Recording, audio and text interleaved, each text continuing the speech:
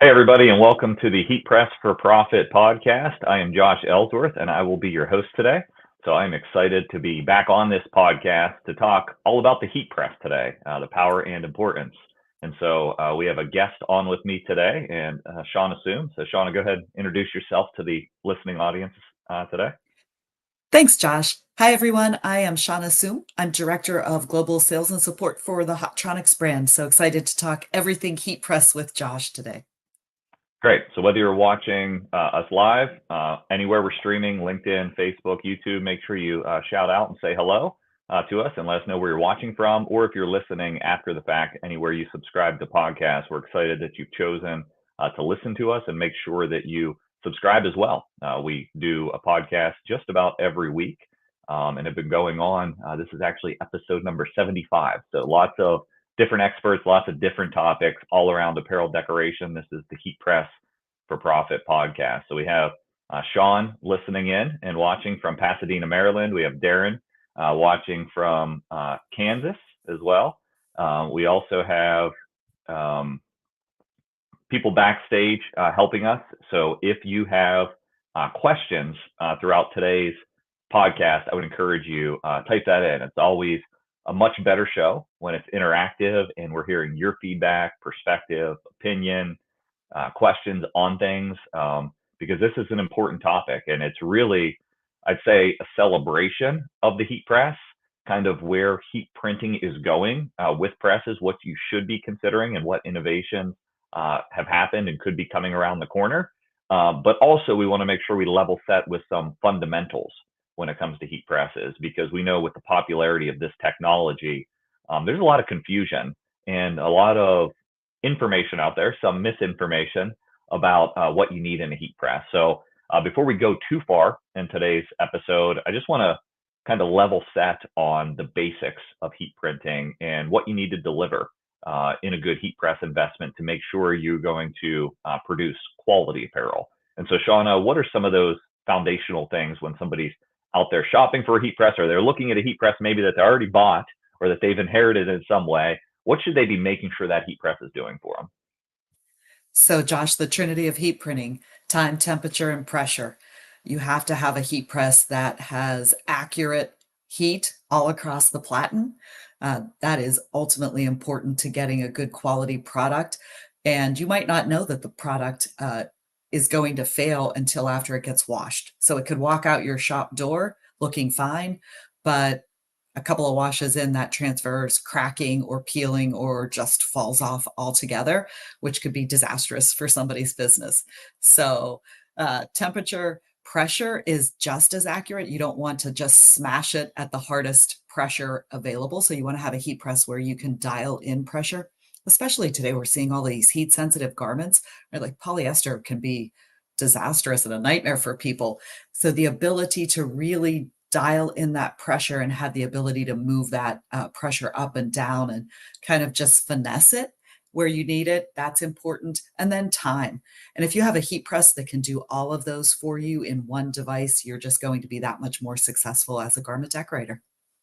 Yeah, yes, I love that. The trinity of heat printing: time, temperature, and pressure. So I need to make sure your machine delivers those items accurately and across time. And so what I mean by that is if you're moving your heat press or you've been using your heat press for years and years and you haven't checked to make sure that heat press is in calibration, you want to make sure the temperature that it actually says on the control board, that you can trust it, and that's the temperature that's on the heater. So I always recommend some annual maintenance or checking on your press, just like you would for your vehicle, to make sure everything is performing and operating in the condition that you expect. So if you're watching and you already own a heat press, if you don't mind chiming in, the heat press models that you own, regardless of what model it is, we'd love to hear what type of heat press you're using, or maybe what type of heat press you aspire to have. What's your dream press that you have your eye on, and the next one you're considering adding to your business? We have people watching as far as Amsterdam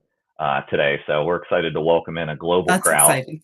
Yeah, to learn about the power of heat printing. So, time, temperature, and pressure, like just thinking, and I know we have many expert heat printers that watch this show, so I don't want to bore them with content that they know because they've been subscribed and watching. But for those who may be new or listening, that are new to heat printing, where I see applications fail most is pressure. And really, pressure can be a challenge. And so, too much pressure, too little pressure can have either effects in wash durability, like you said, or just damaging the garment. And so, there's some things we can look for on a machine that help with making sure we're achieving accurate pressure. Can you share some of those things to look for? Yeah, absolutely. So a digital pressure readout is always the best. And even better than the best is, sorry, I wasn't thinking. Even better Sure. than the best would be air pressure. So if you have an air machine that you can dial the pressure into the specific PSI, that's the gold standard. But on any other heat press machines, you want to be able to read out what that pressure is. So you don't want to have to guess what the pressure is. Um, Applications will come requiring low, medium, or heavy pressure. And if you're using a Hotronix press, for example, we tell you what those pressure numbers are when you have a digital readout. So just trying to get away from guessing or estimating is really important when you're looking at pressure. The other piece when it comes to pressure is having the garment flat on the platen. So you don't want any seams, you don't want any zippers, you don't want any buttons. So you want the ability to raise up that surface that you're decorating by using either interchangeable platens, so maybe a smaller platen or a platen that really can locate that print area. And if you don't have the ability to change out your platens, then using heat printing pillows or pads to isolate those print areas to ensure that, if you're doing a cuff on a hoodie, that the cuff part is falling off and you're just pressing the garment before it by isolating that print area. Yeah, it's super important. So for those that are watching and have the video feed, I have a Stalls logo on my left chest, performance polo. This is a performance polyester. And so if you were to just throw this polo onto the heat press, you'd be running into buttons and obstructions, and you wouldn't get even pressure on the Stalls logo. So odds are you would see like the edge of your logo that's closest to that raised pressure area starting to lift or fail in laundering. And so that's kind of a good, not a good sign, but a sign that if you receive a garment back ever from a customer and you start to see application failure, if you see that application starting to lift or crack or damage close to a seam or a button or a zipper on the garment, odds are in the heat press process, you didn't get that item flat, or your operator that you're paying to do the job didn't get that item flat, and it didn't actually achieve the pressure that you thought the digital pressure display or the air pressure was showing, or your arm strength was delivering. And so that's critical. But I also want to point out one extra thing that's an aha moment, even for expert heat printers, is when you do use a smaller platen or a pillow or a pad that you put into the shirt, what happens is the pressure that you are locking down is being exerted onto a smaller surface area. And so if you're applying, let's say, 50 pounds of pressure across a 16 by 20 surface versus that same 50 pounds of pressure across a 4 by 4 mouse pad or platen, you're getting a ton more pressure locking down. So as a tip, if you're seeing scorch marks or damaging your garments or bleed through of your prints on smaller print surfaces where you're using a pad, a pillow, or a smaller base platen, you really need to cut that pressure back that you're applying. It'll be a lot lighter work on your arm, but also you won't be damaging those garments. And, Mary kind of shares those concerns, is that, polyester continues to be difficult even with a pad. The outline is present. Any suggestions there? And so that's from Mary watching on YouTube. Yeah, polyester is very challenging anymore. And as we see more recycled garments, fibers coming into the garments, it makes it even worse. So, Mary, we would recommend that you take your pressure back a little bit, try to pull it back a little bit, extend your dwell time a couple of seconds, and then maybe use something like a flexible application pad that will push that heat across your garment. Um, we've had customers who have a difficult garment that they're applying. So if you would use Josh's shirt, for example, that stalls.com, they'll take and make just like almost a jig of a perfect pad and place it just underneath where that transfer is going so that you can't really see a square box around it. So there's that little tip. Uh, what else, Josh? No, I like that. So like almost like a window or a frame, right, with the cover sheet. And so like you're using the pad to protect the garment that has to come in contact with the heat. And I think the flexible application pad, just an accessory that's sold at stalls, the little thin gray pad. Um, that's a great example, especially if you're using that in combination with a pillow underneath, because then any ridges from the pad where it could generate a dropout in pressure will sink down into the pillow. And so it'll even out. And now I'm protecting the garment, but I'm creating a window in that pad to place my transfer and press it. So that's a really nice hack there. Um, yeah. So Dave from our team says proximity pressing with just the little window. There we go. So that does help. And then I always like to say, and I do think it is like a lot of people are just simply over applying the pressure when they're doing a small platen, and that's where we see the issue. So Doug asked, is there a formula to figure out how much less pressure when using a smaller platen? So we have something called the perfect pressure guide that kind of walks through that by platen and calls it out to the digit. And so if our team is helping behind the scenes, can find that resource and link to it sometime in the show, that would be helpful. You can check that out on our Stalls All Things Heat Printing Facebook page, or our Stalls TV YouTube channel, or Transfer Express YouTube channel to get that resource. Thank you for linking it. So it's there for the team. If not, just go to stalls.com and search Perfect Pressure Guide. But the math that goes behind that guide, let me try to do some easy math in my head. So if you have a 16 by 20 press, and I saw that we had a comment from Darren, he has the Fusion IQ. So let's use that as an example. That's a 16 by 20 press. And you are applying pressure down to that. Take your 16 times 20 platen. That is 320 square inches of surface. Okay. And let's say your application calls for a 6 pressure.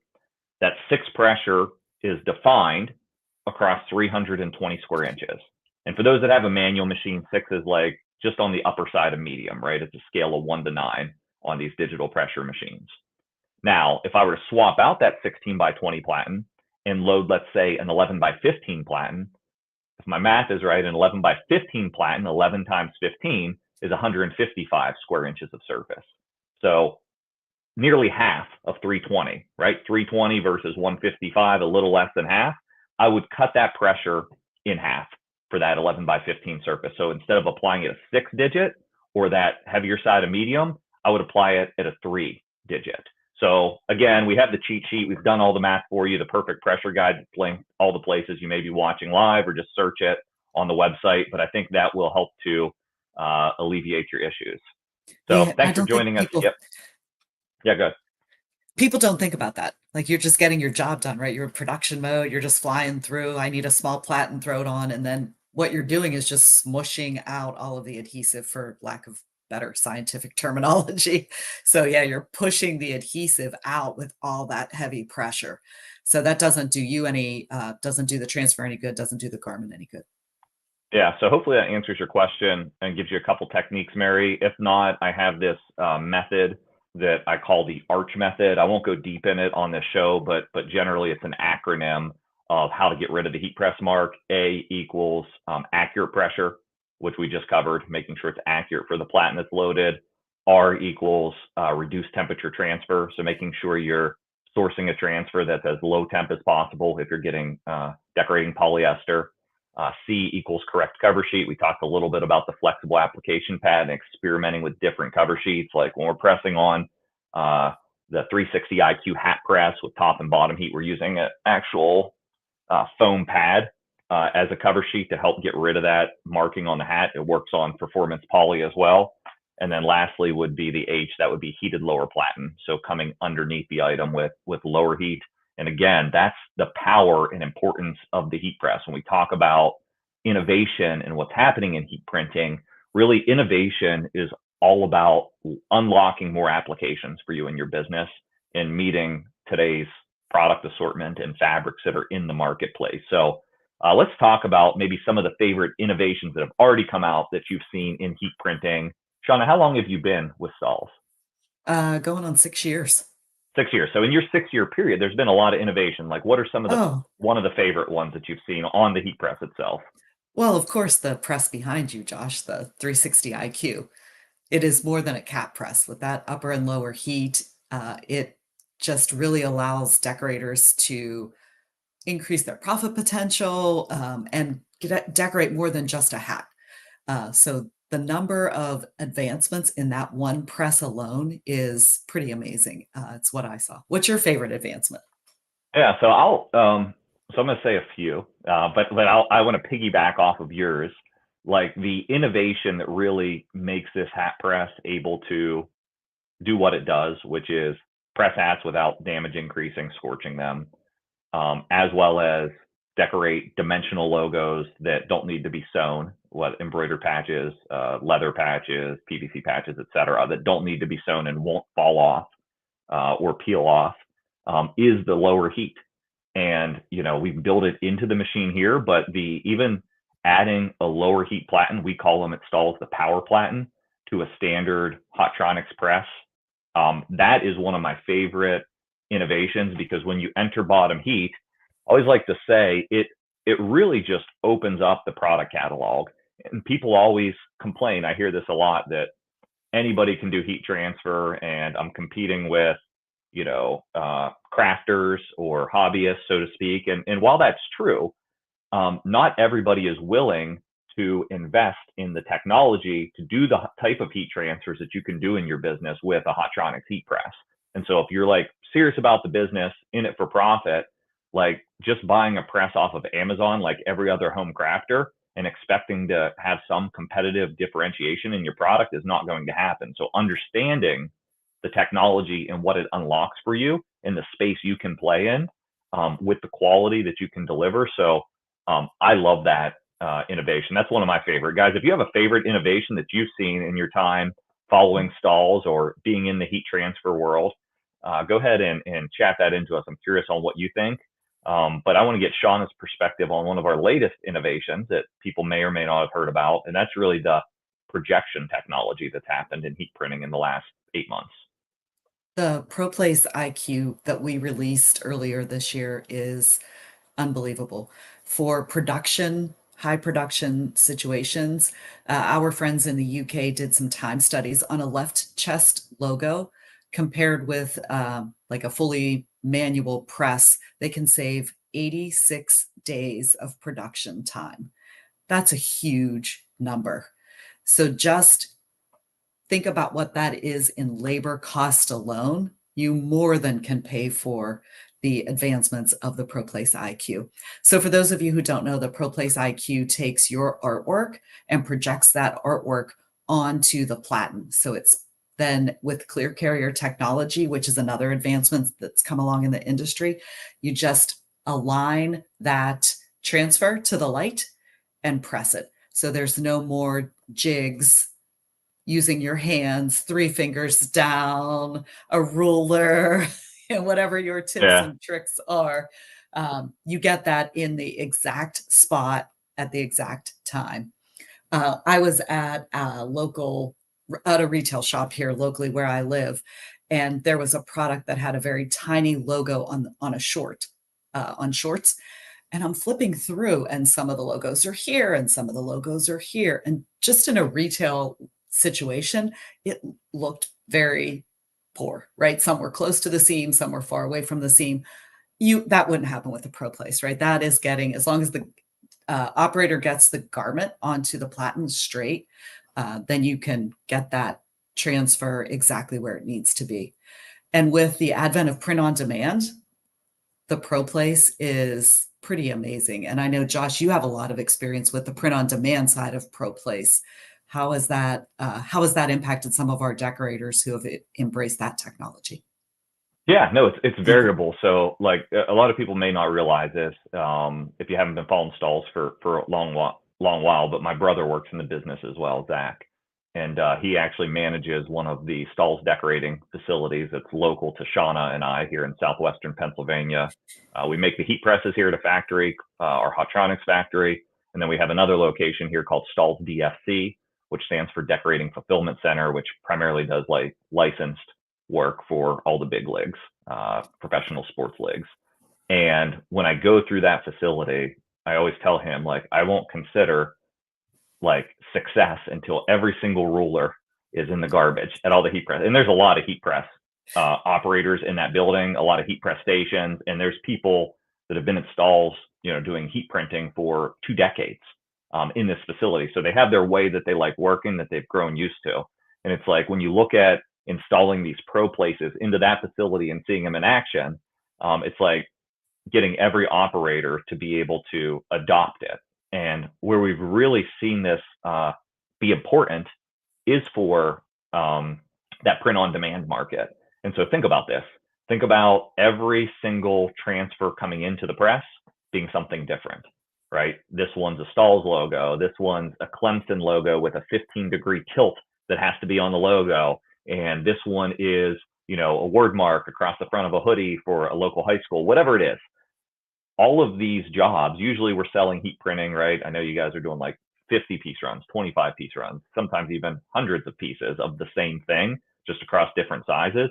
But there's a real opportunity in market for quantities of one.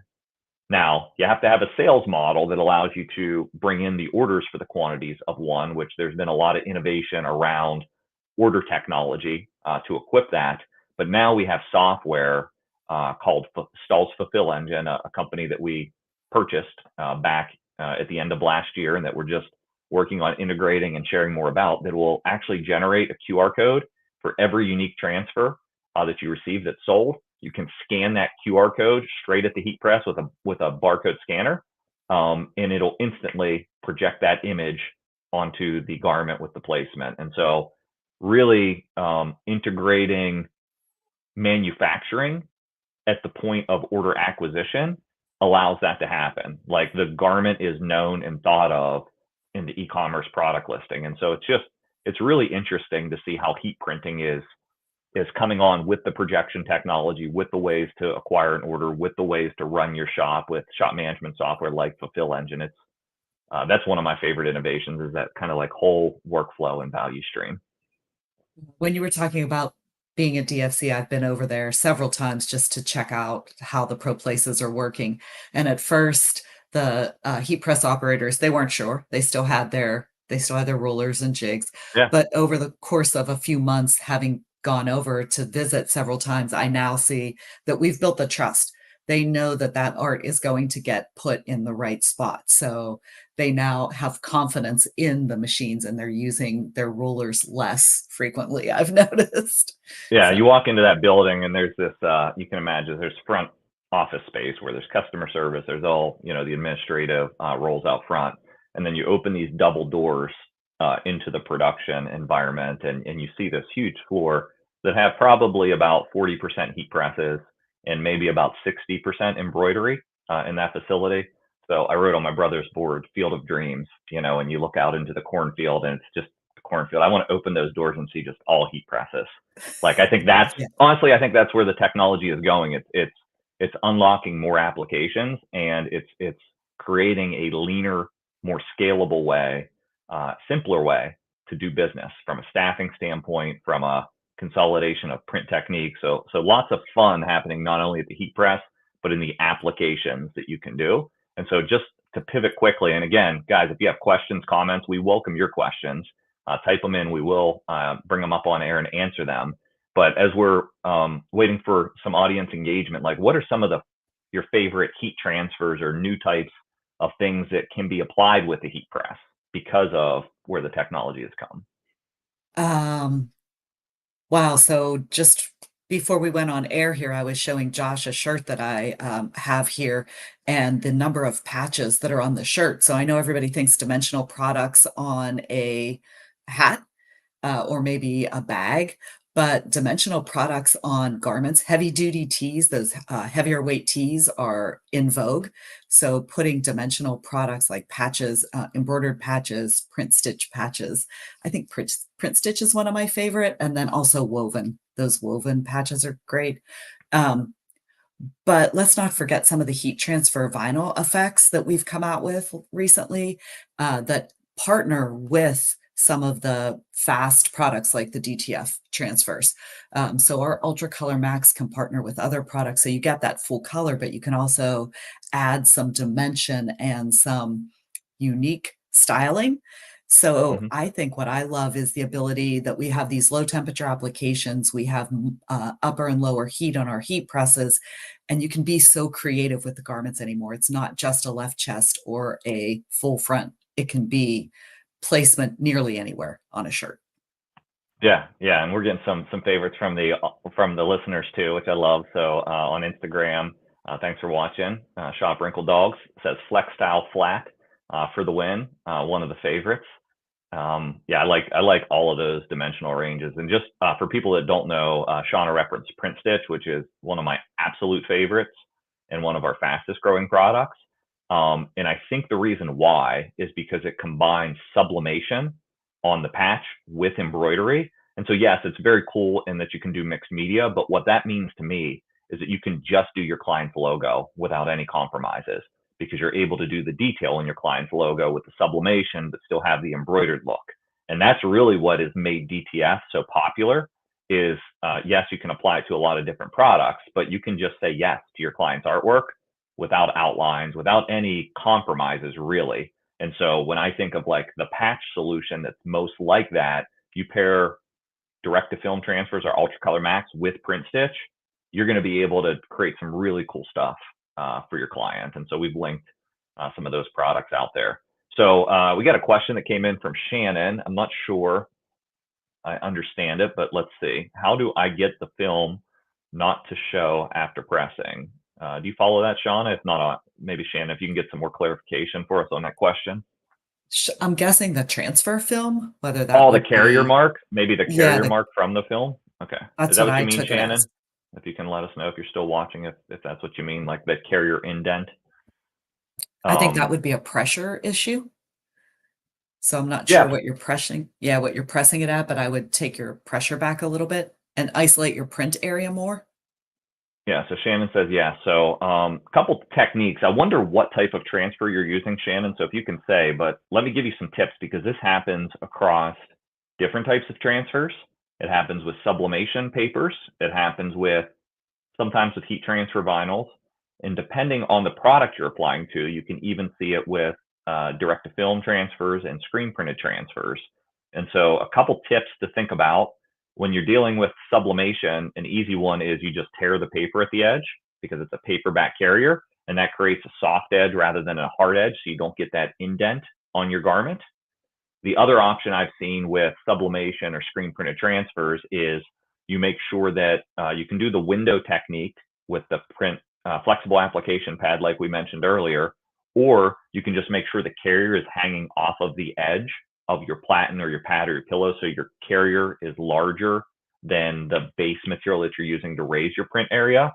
And then lastly, with heat transfer vinyl, probably the most flexible application we have.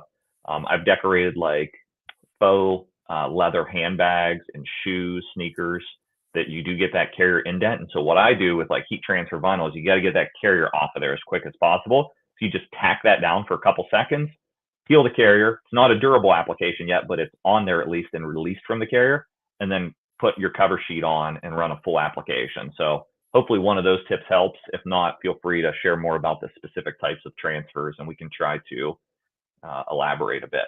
So as we're kind of coming up on the 30-minute mark here, while there's so much to say about the power and importance of a heat press, what I'd like to ask is, I got my show notes down below me here, is powerful accessories to drive new applications. And so we talked about the power platens already, but any types of accessories that people should be considering for their heat press? You always have to have a good range of pads, or Hmm. excuse me, pillows to be able to stick it into sleeves or put under, plackets. Um, uh, yeah, pads, pillows, a number of platens. That's probably my biggest tip, Josh. Now that I'm thinking about it, is to have a variety of platens so you can really start to isolate that print area and you can take on different types of products. So you're not limiting yourself to just um, shirts. The ability to add in bags. And like you said, we have a shoe platen, we have a can koozie platen, we have an underbill hat platen. So we have the ability to decorate a number of different products, Yeah. platens, and then some pillows. Um, I think investing in practice, taking time, because you don't want to send these garments out to your customers if you don't know. So I think just, taking some time and being creative. Skip Davis is here on the podcast, and he is all about like practicing and testing and trying. And I know we have a couple of folks that work here at Stalls that are always doing that and sharing. So being willing to try some things out, wear that shirt out, see if it looks good, see if anything happens with it, put it on a bag. Can you, I'm a golfer. Could I do that little cooler pocket with something fun? Yeah. Yeah, I think those are most important. Being willing to be creative, and then also just being willing to invest in your business by adding the accessories that are available and not limiting yourself to that single platen that came with your heat press. Yeah. Yeah. I love those suggestions. And I will say, like, no matter how busy you get or what your role is at the company, like there's no substitute with getting hands on with the product, because you'll just in the process, right? Because I know most of the folks listening are probably starting as like owner operators, so you're literally doing everything at the business, including running the heat press. Like, I think the goal for most people is hire that employee one and put them on the heat press or wherever you feel like they'll bring the most value. And so making sure that still, once that happens, and the further you get away from using the actual product, that you always stay connected, because I think innovation is so key, and you don't have to like invent the next big thing. You could use existing materials and invent a new application, and just have that little, what I like to call, blue ocean for your business, where you're selling something that other people aren't achieving. And that's cool. And you can do that through equipment investment or just through experimentation and creativity. Good. So I don't want to miss this, talking about, Stahl's heat press brand is Hotronix, made in the USA. For those of you that are familiar with the Hotronix brand, there's everything from a starter machine, in the sort of $800 price point, up through a $10,000 price point for the advanced ProPlace dual air fusion integrated machine, and everything in between. So there's something for everybody. But when we think about the Hotronix brand, and Sean, I know you've been working like exclusively for the Hotronix brand for the past, what's it been, like 18 months maybe, or a little bit longer? About Yeah, that. a couple years. Yeah. Like, what are you noticing about Hotronix recent growth, and where the brand is making investments right now? I think what people don't really understand about Hotronix is Hotronix doesn't really copy someone else's heat press. We really dig in with the customers. We do things like this. Our Heat Press for Profit book Facebook group provides a ton of feedback. Cocktail napkins, right? Yeah, right. Whiteboards. If you've ever been in the conference room at Hotronix, there are whiteboards, and there's that big giant Post-it note paper, and it's sometimes all over the walls, right? So we don't copy. We find out what the problems that our customers are having. We find out what those problems are, and then we solve for those problems. And sometimes we solve even way beyond our own expectations. Um, so there's always something new coming out. And we also we're dedicated to supporting the customers who buy our presses. So we're even innovating in how we provide that support. We're trying to get to the customers in a way that meets them best, whether they want to go on the computer and interact with a chatbot and get an answer that way, or do online communication, or if they want to talk to somebody on the phone or use a video call, much like we're doing today. So we're not only innovating in our heat presses, but we're also innovating in our education, our support, the way that we communicate with our customers. So that always stands out to me. And I don't think people understand that made in the USA, that is more than just making the heat press in the USA. We're innovating in the USA. We are supporting from the US. So that's pretty cool. And then Our biggest, so obviously we always have something new coming out because the ProPlace hit the market. Those engineers aren't stopping, right? They're Right. they're Right. always innovating in other things. So I think just to know that there's going to be something bigger and better next, and sometimes bigger and better is even a tweak to what we already have. If we can have a new control board, we launched some innovation in our IQ Cloud technology, so to be able to take in the artwork and use our ProPlace IQ, we had to make a significant investment in the development of that IQ cloud technology, which is going to open up the doors for a lot of other innovations in the heat press world.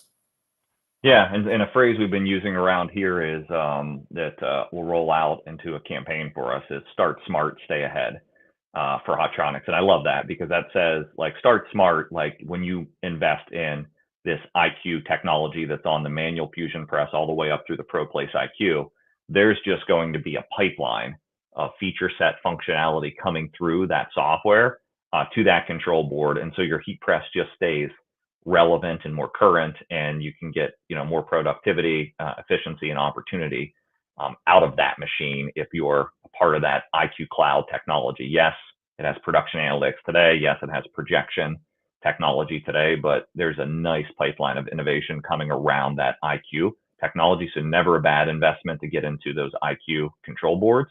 And then I'd also say like a lot of people don't pay attention to this until there is a price increase, but Hotronix didn't do a price increase when the majority of the market has been increasing in price. And the reason why is we made a sizable investment into efficiency and building out our factory. So we just did a ribbon cutting a little less than a year ago, expanding our factory in southwestern Pennsylvania, adding more U.S. manufacturing jobs and really more technology and automation in the process. So whether that's robotic welding or more efficiency in the powder coating line, like just a ton of investment to be able to make more efficiently, to be able to hold the price to something that's definitely premium and should be, but affordable, where people can generate a return on any Hotronix machine very quickly, even the $10,000 one. And so with that question, with that comment, Robin asked, do you provide financing? And so Hotronix doesn't sell direct. We sell through dealers.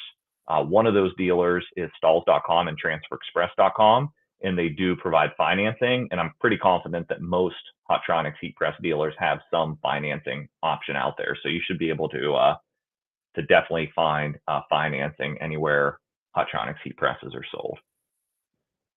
All right, we're coming up on the end of our time. I think this ends the heat press specific conversation, but we did have a question I didn't want to miss around the Stalls product, and feel free to ask a question in our last 5 minutes here together on any Stalls product or industry product, and we'll try to help you.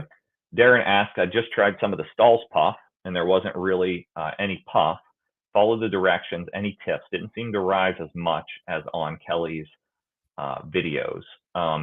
So this is a tough one to solve live on air, but I'll tell you the steps that we would probably go through to resolve this or any heat press application.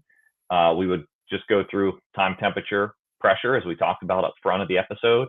We would make sure the temperature that your heat press is reading is what it's actually achieving, because usually that amount of puff is based on those settings and having a nice flat, even application. If you feel like you're locked in, Darren, it's like, I know this stuff, it still didn't puff, my machine's accurate, which is the case for a lot of our expert heat printers. Then I would say, let's take a look at that blank garment and seeing if maybe the garment weight is heavier and not allowing the puff to rise as much. Maybe cut a couple snips of puff off if you still have a roll left and apply it to some different scrap fabrics and see if you get a better result depending on your blank apparel choice and fabric composition. That can definitely make a difference in my experience with any puff, whether it's a heat applied vinyl, screen printed transfer, or screen printing puff. Good. I think we're locked up. I'm not seeing any other questions come in. You're welcome, Darren. Hopefully that helps. I want to thank everybody again for listening or watching us live on our Heat Press for Profit podcast. Shauna, thanks for joining us today. You offered some great tips. You should show your shirt for the people watching live. Do you have it still handy, or is it like way off camera? No, it's just right here. Yeah, you referenced it because I think this is cool for those watching live. What's possible with heat printing? from a big brand too, right? And I'm guessing it's not a Yeah. cheap shirt. Yeah. No, it wasn't. So Yeah. So let went me. to a Pirate game. Yeah. So this is, I don't know if you can see this good. This is all heat printed. These are chenille Yeah. Hold on. patches. I'm trying to figure out this order if I can do that. Can I do that? Yeah, I got it. Cool. So there's that. And then And we that's have all an heat applied. embroidered. Nothing sewn Yep. onto the garment there. Nothing is sewn on. Yeah. On the inside of the garment, it's all flat. Yeah. So for those that aren't watching, it's a Pirates word mark. It's a Major League Baseball licensed shirt. The Pirates looks like a 2 or a 3 color sport stitch like or chenille like application, Yep. just with heat. And then underneath that are some embroidered patches and several patches on the front of the shirt. So it just gives you some design That's embroidered. inspiration.